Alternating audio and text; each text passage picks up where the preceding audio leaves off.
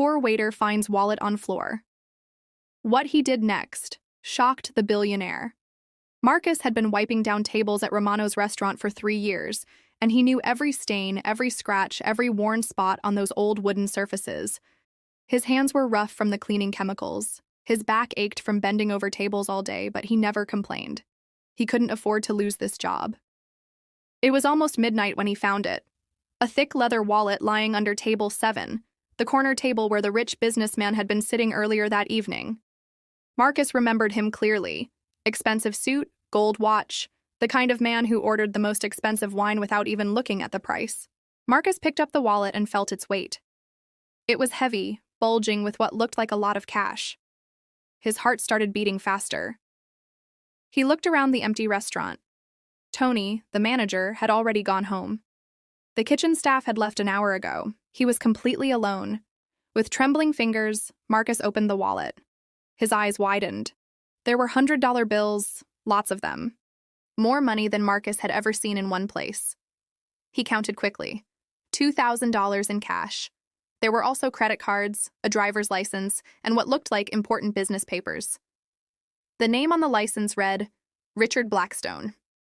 Marcus didn't recognize the name, but the address was from the wealthy part of town, the kind of neighborhood where houses had gates and circular driveways. Marcus stared at the money. $2,000. That was more than he made in 2 months at the restaurant. More than enough to pay his mother's medical bills that had been piling up on his kitchen table. More than enough to fix his old car that barely started anymore. More than enough to finally catch up on his rent. He thought about his mother lying in her hospital bed, how worried she looked when the nurses talked about treatments they couldn't afford.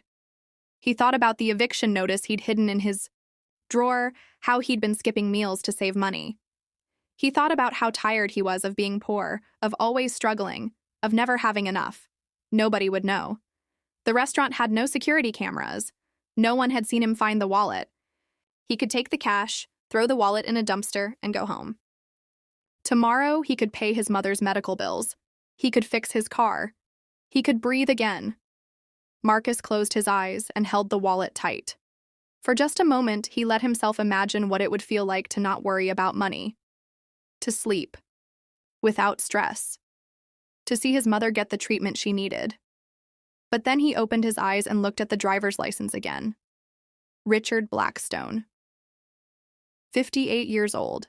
In the photo, the man was smiling slightly, the same man who had sat at table 7 just hours earlier. Marcus remembered something else about the businessman. When he had ordered his meal, he had been polite. He'd said please and thank you. He'd asked Marcus how his evening was going. Actually waited for an answer. Most customers didn't do that. Most customers barely looked at him, and when the man had left, he'd left a generous tip. 20%, which was more than most people left at Romano's. Marcus looked at the money again. It would be so easy to just take it and solve all his problems. But something in his chest felt tight, like a rope wrapped around his heart.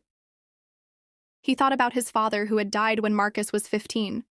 His father had worked construction, had rough hands like Marcus did now. But Marcus remembered his father's voice. Son, being poor doesn't mean being dishonest. Your character is the only thing nobody can take away from you. Marcus had been 8 years old then, and he'd found a $20 bill on the playground. He'd wanted to keep it, buy the toy he'd been wanting. But his father had made him turn it in to the teacher. Always do the right thing, his father had said, even when no one is watching. Especially when no one is watching. Marcus closed the wallet. He walked to the restaurant's phone and dialed information. Can I have a number for Richard Blackstone? He asked. A few minutes later, the phone was ringing. Hello? Came a tired voice. Mr. Blackstone? This is Marcus from Romano's restaurant. I found your wallet. There was silence for a moment. Then, my wallet? Oh my God, I hadn't even realized I'd lost it. I've been in meetings all evening. It's safe, sir. All of it. I'll be right there. Don't leave. 20 minutes later, Richard Blackstone walked through the restaurant door. He looked older than he had at dinner, more tired. Marcus handed him the wallet. Richard opened it and looked inside. His eyes met Marcus's. It's all here. The money, the cards, everything. Yes, sir. Even the cash. Yes, sir. $2,000. Richard stared at Marcus for a long moment. Do you know what this money was for? No, sir. I was going to use it tomorrow to pay my son's drug rehabilitation center. He's been struggling with addiction for 2 years. This was his last chance at a good facility.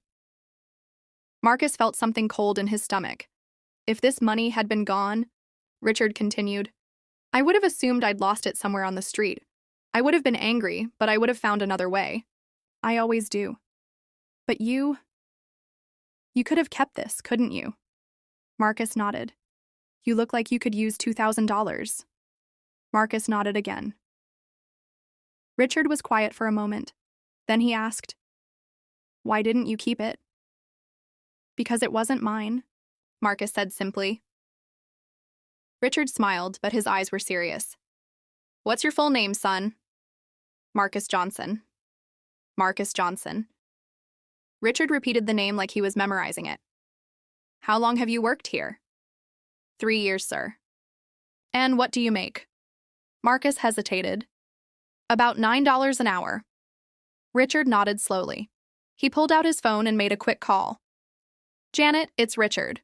I need you to prepare an employment contract for tomorrow morning. Entry-level management. A position at the downtown office. Starting salary $45,000. Marcus stared at him. Richard hung up the phone. Can you start Monday? Sir, I don't understand. I've been looking for someone I can trust for a very important position. Someone who handles money, manages accounts, deals with confidential information. I've interviewed dozens of people with impressive resumes and fancy degrees. But tonight, you showed me something I can't find on a resume. Sir, I don't have any experience in an office. I can teach you the job. I can't teach you integrity. Richard extended his hand. What do you say? Marcus felt tears in his eyes. He thought about his mother's medical bills, about the eviction notice, about his broken-down car. But mostly, he thought about his father's voice. Always do the right thing, son. I'd be honored, sir. As they shook hands, Richard smiled. By the way, Marcus, that $2,000 I was going to use for my son's treatment? I'm still going to use it for that, but I'm also going to pay for your mother's medical bills. Janet will call you tomorrow with the details. Marcus stared at him, speechless. I know about your mother, Richard said gently. I know about your struggles. I've been watching you work for the past few months. I eat here regularly, though you probably don't remember me from other visits. I've seen how hard you work, how kind you are to customers, how you stay late to help without being asked.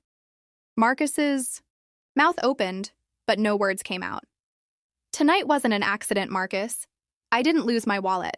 I left it there on purpose. I wanted to see what kind of person you really were when you thought nobody was watching. Richard's eyes were warm. Now, you passed a test you didn't even know you were taking. The restaurant was quiet except for the hum of the refrigerators in the kitchen. Marcus felt like the whole world had shifted around him. The job offer is real, Richard continued. The salary is real. Your mother's medical bills will be taken care of. But I want you to understand something. I'm not doing this because I feel sorry for you. I'm doing this because you're exactly the kind of person I want in my company. Someone who does the right thing even when it costs them everything. Marcus finally found his voice. Why? Why go through all this trouble? Richard was quiet for a moment. Then he said, Because 30 years ago, I was a lot like you. Poor, struggling, working multiple jobs to survive. And someone gave me a chance when I didn't deserve it. When I had nothing to offer but my word. That person changed my life. I've been looking for someone to pass that favor on to ever since. He paused, looking out the restaurant window at the empty street. My son, the one I mentioned? His addiction started when he had everything handed to him. Money, opportunities, advantages. He never learned the value of things because he never had to struggle for anything. But you know what? Struggle means, you know what it means to make a hard choice when everything is on the line. Richard turned back to Marcus. I think you're going to do just fine in this world, son. Just fine. As Richard walked toward the door, he stopped and turned around one more time. Oh, and Marcus, that tip I left tonight at dinner? That wasn't for the food service. That was for 3 years of watching you treat every customer with respect, even the ones who didn't deserve it, even the ones who were rude to you. You never knew I was watching, but I was. The door closed behind him, and Marcus stood alone in the empty restaurant, holding his future in his hands. Outside, he could see Richard's car pulling away into the night. Marcus looked down at his rough, chemical-stained hands. Tomorrow, these hands would sign a contract. Tomorrow, his mother would get the treatment she needed.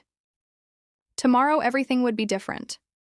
But tonight, in the quiet restaurant where he'd spent 3 years learning that hard work and honesty mattered, Marcus smiled. His father had been right all along. Character really was the only thing nobody could take away from you. And sometimes when you thought nobody was watching, the whole world was.